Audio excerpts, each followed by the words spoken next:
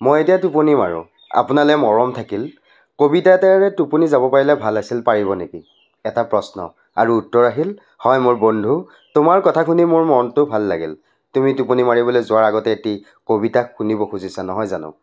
মই নিশ্চয় চেষ্টা কৰিম। এইটো এটি চুটি কবিতা অসমীয়া ভাষাত তোমাৰ বাবে। চন্দ্ৰৰ জ্যোতি মধুৰ আলোকপাত, নিশাৰ কোলাত সপোনৰ লোকত, টোপনি আহে শান্তিৰ খুৰত, মধুৰ মোৰ মৰম থাকিল তোমাৰ পৰত।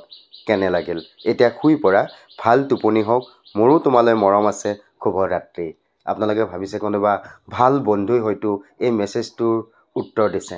নহয়, এই উত্তৰটো আহিল বৰ্তমান অসমৰ লগতে ভাৰতবৰ্ষৰ ছ'চিয়েল মিডিয়াৰ লগতে অন্যান্য মাধ্যমত অতিকে জনপ্ৰিয় হৈ পৰা সলকনিৰ সৃষ্টি কৰা AI গ্ৰকৰ উত্তৰ। গ্ৰক কি জানেনে আপোনালোকে? আমি আগবাঢ়ো আহক এই বিষয়ে আজিৰ এই ভিডিঅ'টোত। গ্ৰক হ'ল এটি AI আৰ্টিফিচিয়েল ইণ্টেলিজেণ্ট AI চমুকৈ কয় গ্ৰক। আৰু এই গ্ৰকটোত বিভিন্ন ধৰণৰ উত্তৰ ছেকেণ্ডৰ ভিতৰত পোৱা যায়। বৰ্তমান গ্ৰকটো ভাৰতত জনপ্ৰিয় তথা বিতৰ্কিত হোৱাৰ এটাই কথা, অন্যান্য AI মাধ্যমত যেনেদৰে উত্তৰ হয় তেনেদৰে এই গ্ৰকে উত্তৰ নিদিয়ে। এই গ্ৰকে অকণমান হাস্যমধুৰ তথা ব্যংগাত্মকভাৱে উত্তৰ দিয়ে। আপুনি যি ধৰণে প্ৰশ্ন সুধিব, খঙেৰে সুধিলে খঙালভাৱে দিব, ভালদৰে সুধিলে মৰমেৰে দিব, আৰু অন্যান্য ধৰণে গালি যদি দিয়ে গালিৰে উত্তৰ দিব। ইলন মাস্কৰ দ্বাৰা তৈয়াৰ কৰা এই AI গ্ৰকে ইতিমধ্যে ভাৰতৰ বিশেষকৈ গোদী মিডিয়াৰ লগতে বিজেপিৰ মুখাবোৰ খোলাই ৰাখিছে বা বৰ্তমান খুলি ৰাখিছে। এই AI গ্ৰকে ইতিমধ্যে বিজেপিৰ টোপনি হৰণ কৰিছে। ইমান বছৰৰ গোদী মিডিয়া তথা হোৱাটছআপ গ্ৰুপত কাম কৰা সেই মজদুৰি কৰা মানুহখিনিৰ দ্বাৰা যি প্ৰপগণ্ডা আৰু অপপ্ৰচাৰ ভাৰতবৰ্ষৰ ৰাজনীতিত পেলাই আছিল, সেয়া 1 মিনিটতে নাইকিয়া কৰি গ্ৰকে এনেধৰণৰ উত্তৰ দিবলৈ আৰম্ভ কৰিছে। আপুনি নিশ্চয় সচকিত হৈ পৰিব। আপুনি যদি গ্ৰকত চাৰ্চ কৰে ভাৰতবৰ্ষৰ আটাইতকৈ ভয়াতুৰ ব্যক্তিজন, তেতিয়া উত্তৰ আহিব নৰেন্দ্ৰ মোদী। বা যদি আহে RSSৰ ভূমিকা কি ভাৰতৰ স্বাধীনতাৰ সময়ত, তেতিয়াও উত্তৰ বিভিন্ন ধৰণে আহিব। মই আপোনালোকৰ সন্মুখতে চাৰ্চ কৰিম গ্ৰকত যে ভাৰত স্বাধীন হোৱাৰ সময়ত RSSৰ ভূমিকা কি। আপোনালোকে নিশ্চয় চকুৰে চাওক। মই এয়া লিখিলোঁ আপোনালোকৰ আগত, ভাৰত স্বাধীন হোৱাৰ সময়ত RSSৰ ভূমিকা কি। উত্তৰ আহিছে, ভাৰত স্বাধীন হোৱাৰ সময়ত RSS ৰাষ্ট্ৰীয় স্বয়ংসেৱক সংঘৰ ভূমিকা এক জটিল আৰু বিতৰ্কিত বিষয়। RSS 1925 চনত ডক্টৰ কেশৱ বলিৰাম হেডগেৱাৰে প্ৰতিষ্ঠা কৰিছিল আৰু ইয়াৰ মূল লক্ষ্য আছিল হিন্দু সমাজক সংগঠিত কৰা আৰু হিন্দুত্বৰ ভাৱধাৰাক প্ৰচাৰ কৰা। কিন্তু ভাৰতৰ স্বাধীনতা আন্দোলনৰ সময়ত RSSে ব্ৰিটিছৰ বিৰুদ্ধে প্ৰত্যক্ষ সংগ্ৰামত অংশগ্ৰহণ কৰাৰ পৰিৱৰ্তে নিজৰ সাংগঠনিক কাম-কাজ আৰু সমাজ সংস্কাৰৰ ওপৰত অধিক গুৰুত্ব দিছিল। ইতিহাসবিদ আৰু গৱেষকসকলৰ মতে RSSে ভাৰতীয় জাতীয় কংগ্ৰেছৰ নেতৃত্বত চলা মূল স্বাধীনতা আন্দোলনৰ পৰা নিজকে প্ৰায় সম্পূৰ্ণৰূপে আঁতৰাই ৰাখিছিল। আৰু এনেধৰণৰ আৰু বহুত দীঘল হয়, মই আপোনালোকক গোটেই নেদেখোঁ। মই নেক্সট এটা প্ৰশ্ন সুধিছিলোঁ, গৌৰৱ গগৈৰ পত্নীৰ ISৰ লগত সম্পৰ্ক কি? এয়া আপোনালোকৰ আগত চাৰ্চ কৰিছোঁ। এয়া উত্তৰটো আহিল, গৌৰৱ গগৈৰ পত্নী এলিজাবেথ কলমনৰ পাকিস্তানৰ গোয়েন্দা সংস্থা ISI ইণ্টাৰ ছাৰ্ভিচেছ ইণ্টেলিজেন্সৰ সৈতে সম্পৰ্ক আছে নেকি? এই বিষয়ে স্পষ্ট তথ্য বা প্ৰমাণৰ অভাৱত নিশ্চিতভাৱে ক'ব নোৱাৰি।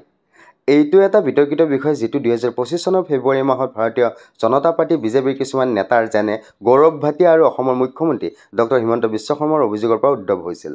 তেওঁলোকে দাবী কৰিছিল যে এলিজাবেথে পূৰ্বতে ইছলামাবাদত কাম কৰাৰ সময়ত লিড পাকিস্তান নামৰ এটা সংস্থাৰ সৈতে জড়িত আছিল, যিটো পাকিস্তানৰ ISৰ সৈতে সম্পৰ্ক থকাৰ সন্দেহ কৰা হয়। কিন্তু এই অভিযোগৰ সমাধানত কোনো কঠিন প্ৰমাণ প্ৰকাশ্য উপলব্ধ হোৱা নাই। গৌৰৱ গগৈয়ে এই অভিযোগক হাস্যকৰ আৰু ভিত্তিহীন বুলি খাৰিজ কৰিছে আৰু কৈছে যে এইটো তেওঁৰ পৰিয়ালক বদনাম কৰাৰ এক ৰাজনৈতিক চেষ্টা মাত্ৰ। তেওঁ এটা উত্তৰত কৈছিল, যদি মোৰ পত্নী ISৰ এজেণ্ট তেন্তে মই ৰৰ এজেণ্ট, মানে টাইগাৰ জিন্দা হে, সেই জনপ্ৰিয় ডাইলগটো।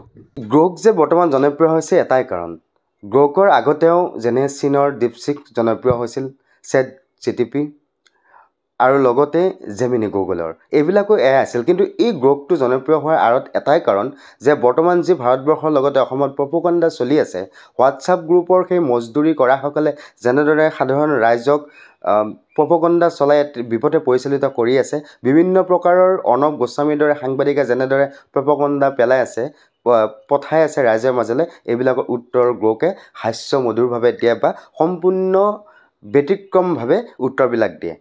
এই প্ৰশ্নবিলাক যে সোধা হয় যে ভাৰতৰ আটাইতকৈ ভাল ৰাজনীতিক কোন, তেতিয়াহ'লে আহে ভাৰতৰ অধিকাৰ ৰাজনীতিক কোন, এইটো ভালদৰে কোৱাত অকণো অসুবিধা হ'ব, কিন্তু ভাৰতৰ আটাইতকৈ ভাল আৰু শিক্ষিত ৰাজনীতিক হ'ল ৰাহুল গান্ধী।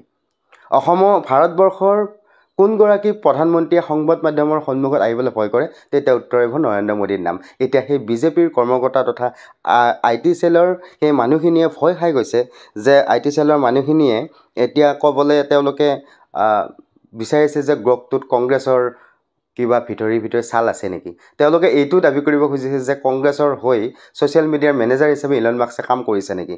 এইবিলাক সময় আহে, সময়ে কাকো মাফ নকৰে।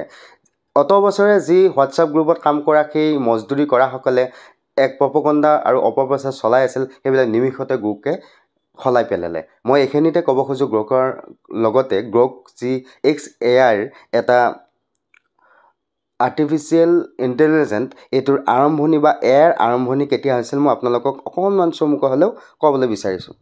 আৰম্ভণি হৈছিল 1943 চনত ৱাৰেন MC চুলছ আৰু ৱাল্টাৰ ফিটছে নিউৰেল নেটৱৰ্কৰ ধাৰণা দিয়ে, যিয়ে মানুহৰ মগজুৰ কামৰ অনুকৰণ কৰাৰ কথা কয়। 1950 চনত আলান টিউৰিঙে টিউৰিং টেষ্ট প্ৰস্তাৱ কৰে। তেওঁ কৈছিল যে যদি কোনো মেচিনে মানুহৰ দৰে কথা বতৰা চলাব পাৰে তেন্তে তাক বুদ্ধিমান বুলি ক'ব। জন্ম আৰু উত্থান হৈছিল 1956 চনত। 1956 চনত ডাৰ্থমথ কনফাৰেন্সত জন MC কাৰ্থি নামৰ বিজ্ঞানীয়ে আৰ্টিফিচিয়েল ইণ্টেলিজেন্স শব্দটো প্ৰথম ব্যৱহাৰ কৰে আৰু এই সময়ৰ পৰাই এয়াৰ আনুষ্ঠানিকভাৱে এটা গৱেষণাৰ ক্ষেত্ৰ হৈ পৰে। তেতিয়াৰ পৰাই বিজ্ঞানীসকলে এয়াৰ জৰিয়তে সমস্যা সমাধান, গণিতৰ হিচাপ আৰু সাধাৰণ জ্ঞানৰ প্ৰগ্ৰেম তৈয়াৰ কৰিবলৈ চেষ্টা কৰিছে। এতিয়া মই আপোনালোকক সুধিব বিচাৰিছোঁ, আপোনালোকেতো গ্ৰকটো নিশ্চয় X চেনেলত গৈ পেলাই গ্ৰক চাৰ্চ কৰিছে। এই ভাৰতবৰ্ষত বা অসমত যি বৰ্তমান অপপ্ৰচাৰ চলি আছে, ভাতৃত্ববোধৰ যি আমাৰ সবল এনাজৰীডাল যি ভঙাৰ ৰাজনীতি চলি আছে, ৰাজনীতিবিদবিলাকৰ মুখত যি বেয়া তথা সমাজ ভঙাৰ যি পাশাখেল চলি আছে, এইবিলাকৰ আপোনালোকে সঠিক উত্তৰ গ্ৰকৰ পৰা পাব। গ্ৰকটো সাধাৰণতে এটা কথা, গ্ৰক কোনো মানুহে উত্তৰ দিয়া প্ৰগ্ৰামিং নহয়। এয়া বিভিন্ন ধৰণৰ ডাটাবেছ, বিভিন্ন ধৰণৰ অধ্যয়ন, আমি যেনেকৈ আগতে ডিক্সনেৰীবিলাক চাইছিলোঁ, এনেকৈ বিভিন্ন ধৰণৰ ডাটা কালেক্ট কৰি এই গ্ৰকৰ ভাষা যে মানুহৰ হিউমেনিটি থকা, হিউমাৰ থকা, যে মেচিনৰ দৰে নহয়, সাধাৰণ মানুহৰ দৰে উত্তৰ দিয়ে। কিয় জানেনে? এই যে আমাৰ X চেনেল বা আগতে টুইটাৰ আছিল, ইয়াৰ পৰা এলন মাস্কে কোনো ধৰণৰ অনুমতি নোহোৱাকৈ সকলো মানুহৰ ডাটাবিলাক সংগ্ৰহ কৰিছিল এই গ্ৰকত। আৰু এই AI গ্ৰকত আপোনাক নিমিত্তে প্ৰতিটো ভাষাতেই উত্তৰ দিব। অসমীয়াত দিব, বেংগলীত দিব, তামিল দিব, হিন্দীত দিব, ইংৰাজীত দিব। এই প্ৰগ্ৰামিঙত কৰা হয়। ধৰা হওক প্ৰথমতে গ্ৰকক যেতিয়া ট্ৰেইনিং দিয়া হৈছিল তেতিয়া দেখুৱাব যে কুকুৰৰ ছবি দেখুৱাব বা মেকুৰীৰ ছবি দেখুৱাব। এনেকৈ দেখাই তেওঁলোকে প্ৰথম চিনাকি কৰি দিব যে এইটো মেকুৰী, এইটো কুকুৰ। তাৰপিছত হাজাৰটা বিভিন্ন ধৰণৰ জীৱ জন্তুৰ মাজত কুকুৰ মেকুৰীক ৰাখি তেতিয়া ট্ৰেইনিঙৰ সময়ত প্ৰশ্ন কৰিব এইটো কি। কুকুৰৰ ছবি দেখালে এইটো কুকুৰেই বুলি ক'ব, মেকুৰীৰ দেখালে মেকুৰীয়ে বুলি ক'ব। আমাৰ মানুহে তৈয়াৰ কৰা AI মানুহতকৈ বেছি বুদ্ধিমান হ'ল কেনেকৈ? এয়া হ'ল AI কেতিয়াও একপক্ষীয় হ'ব নোৱাৰে। AI যিমান মালিকৰ হাতত ৰাখিব বিচাৰিলে মালিকে কেতিয়াও নিজৰ নিয়ন্ত্ৰণত ৰাখিব নোৱাৰে। প্ৰমাণ হ'ল গ্ৰকত যেতিয়া চাৰ্চ কৰা যায় আমেৰিকাত ধ্বংস কৰা ব্যক্তিসকল কোন, তেতিয়া 3জন ব্যক্তিৰ নাম আহে। তাৰ ভিতৰত অন্যতম এলন মাস্ক, যিয়ে নিজে তৈয়াৰ কৰিছিল AI X গ্ৰক। সেই এলন মাস্ককে কয় যে আমেৰিকা ধ্বংস কৰা অন্যতম এজন ব্যক্তি।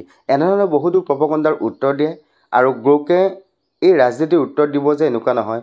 আজিৰ ছাত্ৰ ছাত্ৰীসকলে বিভিন্ন ধৰণৰ প্ৰশ্নৰ উত্তৰ, শৈক্ষিক শিক্ষামূলক বিভিন্ন ধৰণৰ উত্তৰ পাব, বিজ্ঞানৰ প্ৰশ্নৰ উত্তৰ পাব, কিছুমান শিক্ষকে বুজাব নোৱাৰা উত্তৰ সৰল ভাষাত বুজাই দিব। সেয়েহে গ্ৰক